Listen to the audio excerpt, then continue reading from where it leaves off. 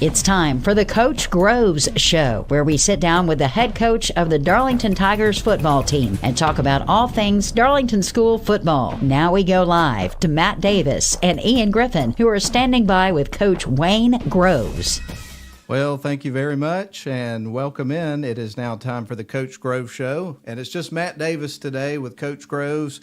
Ian is going on a fishing trip, if you will, but we're going to have a fun time holding the fort down in his absence. And first thing we want to do is welcome Coach back to the show. What's going on, man? Thank you. Glad to be back. Yeah, we got a lot of stuff to talk about today. Of course, we'll talk about last week's game, and then we'll talk a good bit about this week's game. We've got the Getting to Know Coach segment of the week coming up, so a lot of things to cover and not a tremendous amount of time. So, Coach, what we're going to do is just kind of go ahead and jump into the conversation, and we'll start with last week's game. Not the result that you guys were looking for, but no matter what the situation is, there's always some positive things to take away from the game. So let's start with the positive things that you took away from watching film from last week's game, Coach. Well, obviously, when you play a 4A team that's got a lot of depth and a big roster, you know, it's going to give you a challenge. It's going to give you a challenge. And so that's what we want to do. We want to go ahead and challenge our kids before we hit region play where, you know, there's not really state playoff implications. And so being able to play a team like Sonoraville that's going to make you play 4 quarters, make you play really hard and make you execute on all levels, that's what we want. So we put our kids in that situation. Our kids played really hard. But obviously we didn't get the result we wanted. So anytime that happens, we got to kind of reevaluate and see, you know, what caused that. And so my thing to the kids this week is, you know, we had too many mental errors and too many mental busts at key points in the ball game. And so I'm proud of their effort, you know, but the point of emphasis this week is I got to have execution and the focus with the effort. And so in different phases of the ball game, obviously opposite defense and special teams, there's been an emphasis on, you know, our kickoff return and kickoff teams. So, you know, kids worked hard, and, you know, we've been back at it, and so we're ready to get back out there this Friday. Well, Coach, one of the things that we do every week as a part of the broadcast, we've been doing it for a long time, and we're always super excited about it, is the Honeymoon Bakery Icing on the Cake Player of the Game. And this past Friday, the winner was Miles Twyman, and, of course, I've known his parents for a long, long time. But he's really developed into a major contributor to your football team. And so I wanted to get some thoughts on his performance on Friday, but also just overall his development as a player since you took over the program. Yeah, so Miles is when I first got in there, Miles, what stood out to him was he just works his tail off in the weight room, and he has made a tremendous commitment. And if you saw him from last year to this year, you'll see that he's put on about 15 pounds, and he's gotten really strong. And so it doesn't surprise me that when he's got his opportunity out there that he's made the best of it. You know, Demarion Floyd was a little we had to hold him out, you know, a little bit last week. And so Miles got another opportunity, and I think that's the second week in a row Miles has went over 100 yards rushing. And so, again, that doesn't surprise the coaches just because how Miles handles himself and how he works and what he puts into trying to be a good football player and contributing. So, you know, he deserves the player of the week. He earned it. And it didn't surprise us either, but I will say, just kind of going back to what you were saying about how much he's developed physically, as soon as he walked out onto the field that first game, you could tell it. And then you started to see those first few carries, and it's like, man, this dude has gotten a lot stronger. So it's been fun to watch him play, and it's always fun to watch the young kids from that first year to their second year, how much they develop, because I know that you know, freshman year to sophomore is a big year of development for players. Yes, it's really the biggest development. You know, they get that testosterone flowing. You know, they hit puberty, and then you know, the weight room really kicks in, and they really start to see the results. And then, you know, again, if you've seen Miles lately, he's a rocked up guy, and it's no surprise he's carrying the football well. Well, going back to the game last week, Coach, you guys scored on your first 2 possessions of the game. There was the screen pass to Talon Shirey, 81-yard play. I love the trick plays that you guys have instituted. Of course, you had the double reverse flea flicker. Konchesky threw the ball ultimately to Aiden Davis in the end zone. Game was tied at 13 apiece at half. And then the Phoenix kind of built themselves a cushion starting right away in the third quarter, and it was one of those games that just kind of got away. So what did you see as some of the turning points in the game from your perspective?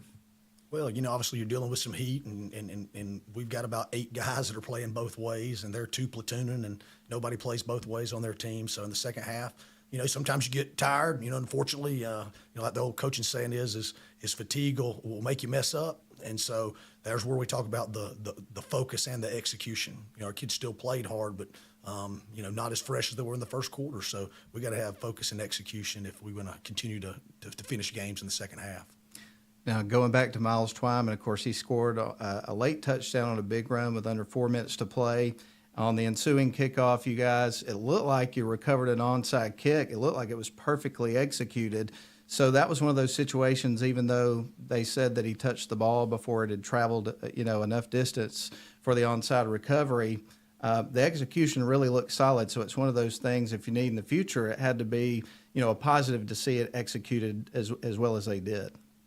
Well, that's something, those little phases of the ball game, which come up very rarely, the onside kick teams, the hands team, things like those are things that are built into our practice plan. So, when our kids get to do those things, they're ready.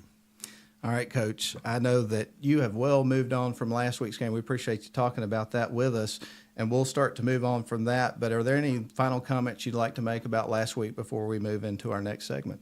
We can get right on to Christian heritage. I know that's what people want to hear about anyway. No doubt about it. Well, we're going to take a break, and we come back. We're going to tease them a little bit. We're going to have the Getting to Know Coach question of the week. We're also going to talk about your strength and conditioning program. So your viewers are going to have to wait just a little bit before we get into the Christian heritage talk. But let me tell you, it's coming. So we're excited about that. We're excited to have you with us on this episode, our third edition of the Coach Grove Show here on WLAQ YouTube and our Facebook Live feed. We're glad to have you with us. Let's hear a word from our sponsor. Shop for your next car, truck, or SUV at Riverside Auto Group. Check out riversideautogroup.com today to browse their selection or visit with them in person at Riverside Chevrolet Buick GMC in Rome, Riverside Toyota in Rome, and the all-new Riverside Buick GMC Cadillac in Cartersville. Locally owned and operated by the Welburn family since 1974. That's Riverside Auto Group. Visit riversideautogroup.com.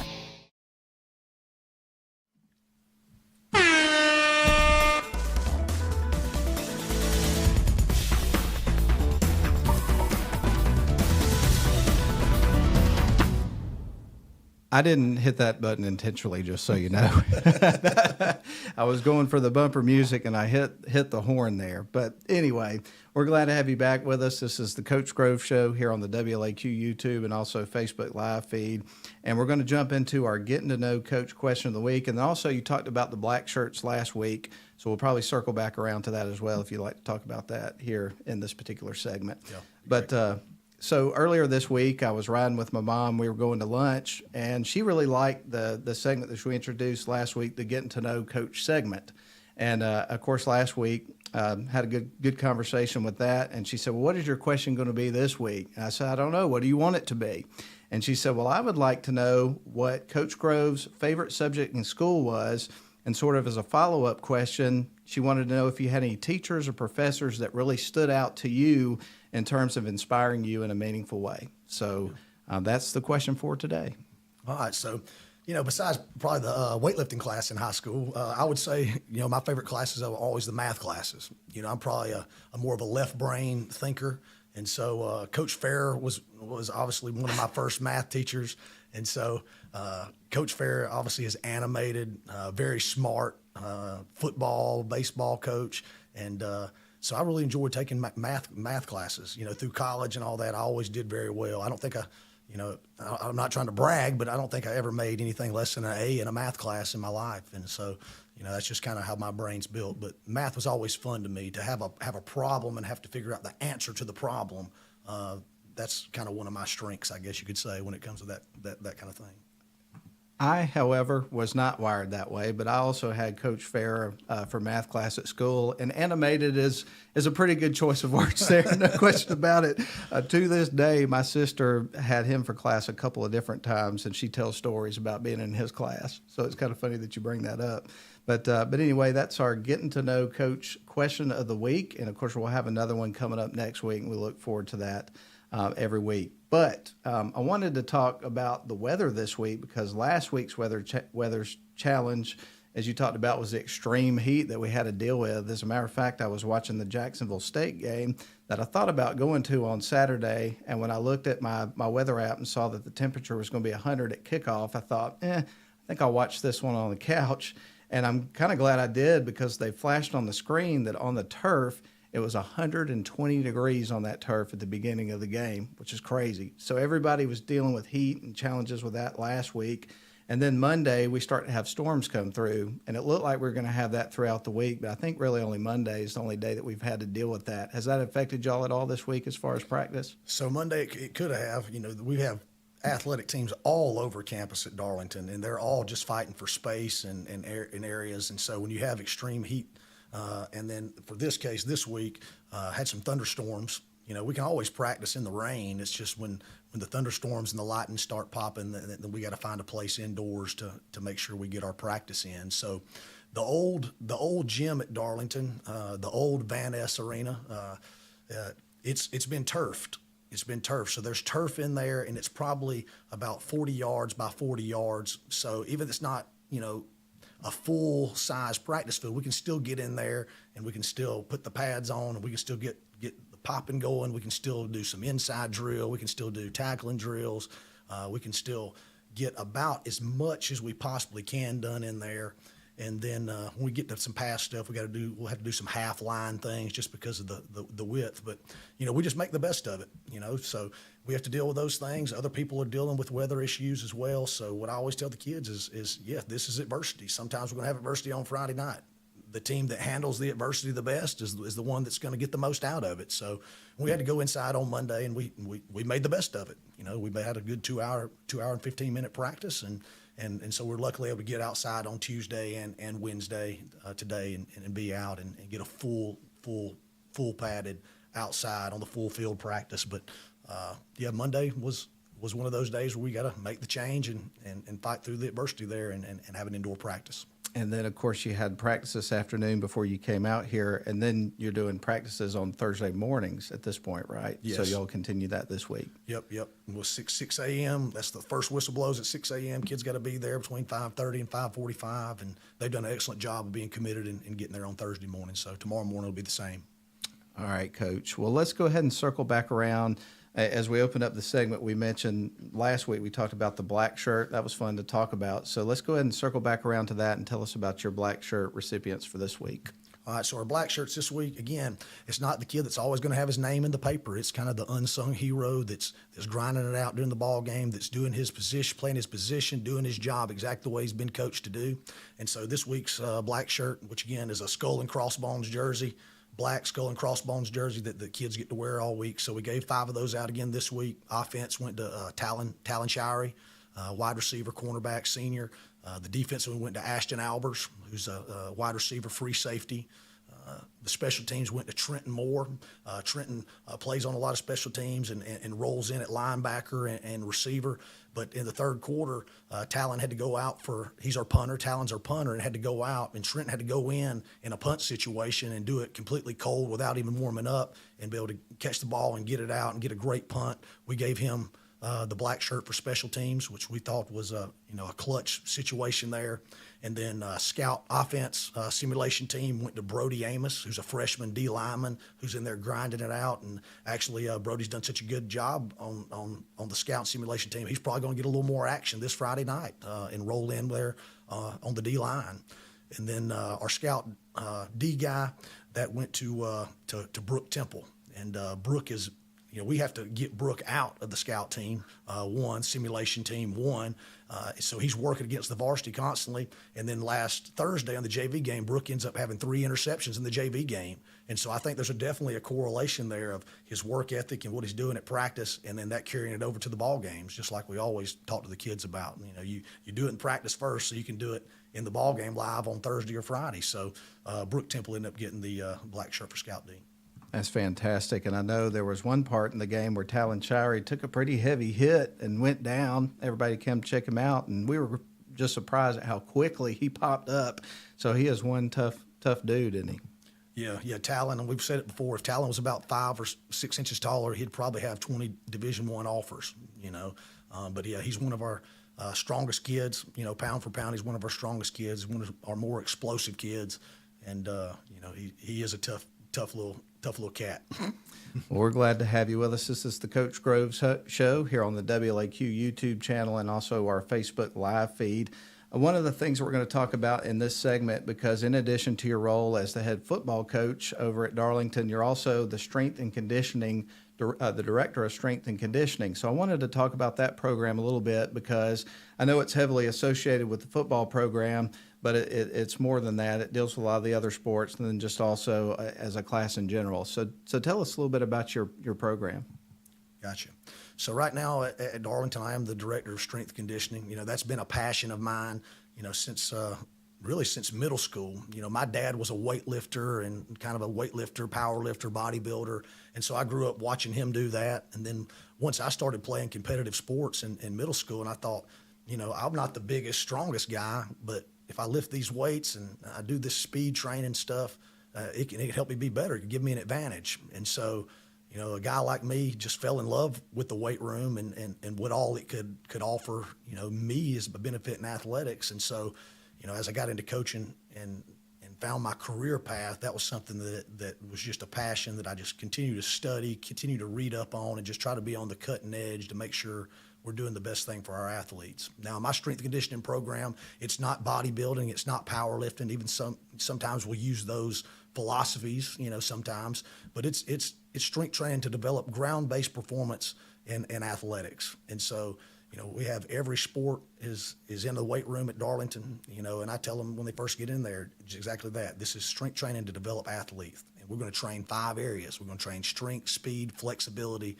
agility, and explosive power, which includes plyometrics and jump training. And so every one of my workouts is going to have those 5 components built in. It's fast paced, so we never have one person lifting and 4 standing around watching, so there's always doing something. So, we do a squat. We do a squat set, we'll come off and immediately go straight to box jumps. We'll go straight to knee tucks and explosive movement. And then they'll go right there to maybe a pull, a bent over row, or a dumbbell bent over row. All right, from there, they'll go to another, a plyometric push-up or some type of upper body. And then they'll go spot, and then they'll go back to the main lift. And so not only are we developing the strength and the speed and putting the athletic movements into the workout, we're doing it at a fast pace, so there's a cardiovascular aspect as well. And so kind of like HIIT training or something like that. Yeah. Okay. Yeah. Very, very, very similar. I mean, it's the same kind of philosophy, but again, we're getting multiple things accomplished in a short period of time.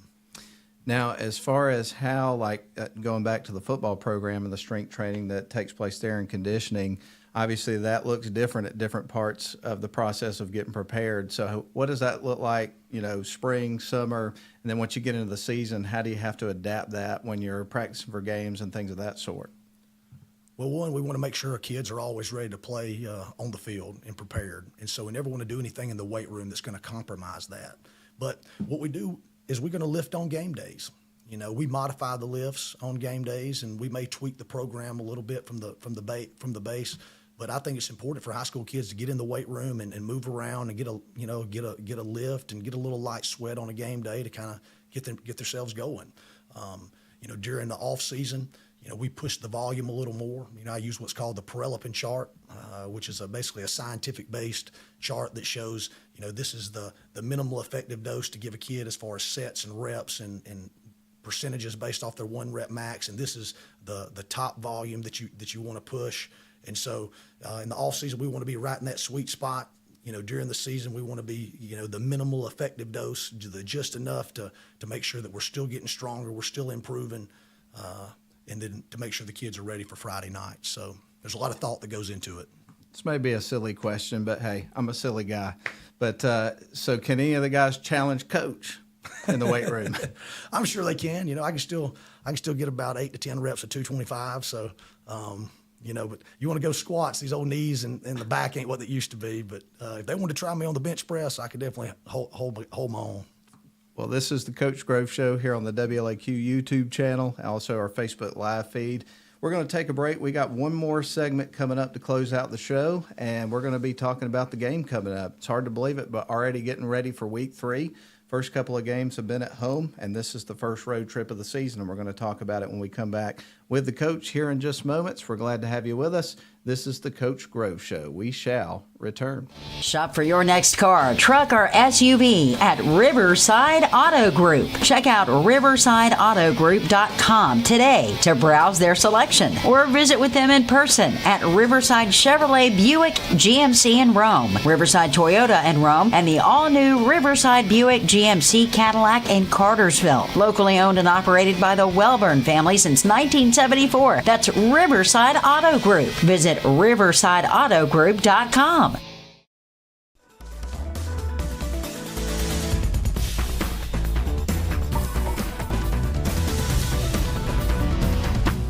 All right, we welcome you back, and we're with Coach Groves here on the Coach Groves Show. Got one more segment. In this segment, as you get ready to wind down, we're going to talk about this week's opponent, heading up to Christian Heritage, which really over the last several years has kind of developed, I don't know if this is too strong a word, but it really kind of feels like a rivalry. So this should be a pretty intense atmosphere for a game for the first road trip. So give us your initial thoughts on this matchup and some of the challenges that you feel like Christian Heritage presents. Well, one, they're a really good football team, and they've got a good roster. They've got some really good mix of linemen and skill guys. They've got a great head coach, Frank Barden, who was a long time at Cartersville and won a lot of football games. So, he's I'm sure he's going to have his team ready to play. But just in general on offense, what you're going to see is you're going to see some 11 personnel, which is. For us, that's one running back, and that's one tight end. So you're going to see that. You're going to see some 10 personnel, which is going to be one running back and no tight end. So that's going to be four receivers, and you're going to see some empty formations. And so with that, run game as far as Christian Heritage goes, they're going to run power, they're going to run counter, they're going to run inside zone and split zone. Pass game wise, you're going to get vertical routes, you're going to get vertical switches. They do a good job with their snag concepts and hitches and quick game. And then, they do a great job in the screen game. So they got a good quarterback, Carter Triplett. He's 6'4", 210 pounds, and he can throw it and run it. Last week he had run a quarterback power for about 60 yards, and he left some folks. And so they got 3 skilled guys that are 6'3" or taller. Number 4, Dante Crowder is a 6'5" receiver who's really fast and runs really good routes. And they have 2 big tackles that they're going to have to deal with. So. Offensively, that's kind of where they are. Defensively, they're a 4-2 defense. They base out of cover 3. Their top D lineman is number 54, Max Moore. He's about 5'10", about 240 pounds. He's kind of a little, short, stocky guy that plays really hard. They have a good linebacker, number 6, Jalen Gay, who's 5'9", 215 pounds, that plays downhill. And they're just really scrappy on defense. So you're going to see that. They're going to be in a 4-man front. They're going to be in nose and tackle in 2s. They're going to slant them and move them, and they'll even get they'll move that Mike linebacker down there on the nose, and they'll play some old school 53 defense, and play cover 3 behind it. So that's stuff we've been working on all week, and so hopefully kids will be ready to execute and get that done. And Coach, you mentioned Frank Barden being the coach there. He's at Cartersville for a long time. Most recently was over at St. Francis, and I know that was a situation where I think 2 or 3 years ago, they won like a game, and then a couple years later, they were in the semifinals. So he's definitely done a good job of getting programs going. And then I know their director of athletics there is a very familiar name when it comes to football in the state of Georgia. And I imagine a lot of people know this, but it's Hal Lamb. As I know you probably know as well. Yep. Obviously, everybody knows Coach Lamb. I imagine if he's not in that Georgia High School Football Hall of Fame, he'll be eventually. So. They got good leadership there, and they've put together a good program, and they've been really good and tough to deal with the last few years. Well, Coach, we're going to talk a little bit more about this matchup. Of course, this, as we referenced, is the first road trip of the season. Are there any things that you do differently or additional considerations and things of that sort, when you're preparing for a road trip? The first couple of weeks have been at home. So what are additional things that you got to do to get ready for this trip? Well, a lot of planning goes into it as far as, making sure, everything's accounted for as far as your packing and to-do list. You got to get that ready. As far as practice goes, we treat away games no different than home games as far as practice goes. Our practice plan stays the same Monday through Thursday regardless. What will change a little bit is our pregame, routine on Friday. With it being an away game, we'll get the kids out of school around 2:30. They'll report to the locker room about 2:45, and normally school gets out for us at 3:20. So we'll get them out a little early so we can, prepare our travel bags, get stuff packed up, have our initial meetings, special teams, offense, defense, get a walkthrough in. We'll eat a pregame meal a little earlier than we normally would, and then we'll get on the road about 4:15, between 4:30, arrive at Christian Heritage. I always try to arrive at away games at least 2 hours before so we can get our taping and get a little locker room downtime before we go out. And we'll actually start our warm-up around 6:20 for a 7:30 start. Well, Coach, just a couple more questions and we'll start to wind things down as our time is almost up for today. But one of the things that's been great to see, and this has been the case for a long time, no doubt about it, but the Tiger Nation really showed up for the first 2 games. The atmosphere for the games have been really great. And with the big road trip coming up, I would imagine you want to make sure that the fans get out and support the team. So hoping that we get to see a lot of people in purple going up to Dalton for this game coming up this weekend. Yeah, I think playing Christian Heritage, that excites the fan base for sure. And I think we'll have a good crowd, and we'll travel, and we need that because the boys, obviously, they feed off that. We have a big crowd in the stands, and they're cheering, they're on their feet. It makes a difference in the football game, and so I expect the Tigers to get out in full force on Friday night in Dalton. It's going to be a tremendous amount of fun. We're looking forward to it. And for people that can't make it, first of all, we always urge you to go to the games. But if you can't make it, we will have coverage on WLAQ, and then also Darlington School will have the YouTube stream. So we're looking forward to that coming up this weekend. So a lot of great stuff going on. It's been a fun season so far. Looking forward to the first road trip. And then after that, Coach, it'll be a bye week, and then you'll have one more non-region game before you get into region play. So with that said, one final question. As far as these first 4 games of the season, getting ready to go into the games that count towards the playoffs, what are the things that you're going to be looking for in terms of biggest, areas of improvement as you get ready for that next part of the season in a few weeks? Well, one thing, as far as, we talked about it earlier, execution, and I think me and Coach Loudermilk told the offensive line we got to have pinpoint precision on our steps, on where our hand and hat placement are on every one of our run game and pass game plays. We've got to have, the great effort's got to stay there. We just got to clean up some of the mental mistakes, and so that'll be the huge emphasis. Obviously, it's been the huge emphasis this week. It'll be a huge emphasis in the bye week and going into region play. Awesome, man. Well, great comments as always. Really have enjoyed our conversation. And I know that I say this every week, but we appreciate you willing to give us 30 minutes every week because I know the fans want to hear from you, and we always enjoy talking to you and having you here on WLAQ on the YouTube channel and also the Facebook page, and then ahead of the games as a part of the broadcast. It's a pleasure to talk to you, Coach. We appreciate you. Yep. Thank you for having me. And with that said, like we always say about this time, nothing like a Tiger on a Friday night. Go Tigers, man. Go get Tigers. this weekend. Thank you for your time. That's going to wrap up this edition of the Coach Grove Show. Just want to thank everybody for tuning in the event that you missed the show or just, it joined us a little bit late today. You can go back and watch it on demand on our YouTube channel, also our Facebook page. And then again, it'll be a part of the broadcast coming up on Friday night. Hope everybody has a great rest of your week, and we will talk to you on Friday evening from Dalton, Georgia at Christian Heritage as we get ready to root on the Tigers. Hope you have a great day, everybody. We appreciate you. Thank you for tuning in to this week's edition of the Coach Groves Show. We invite you to join us again next week as we discuss all things Darlington football with head coach Wayne Groves. Go Tigers!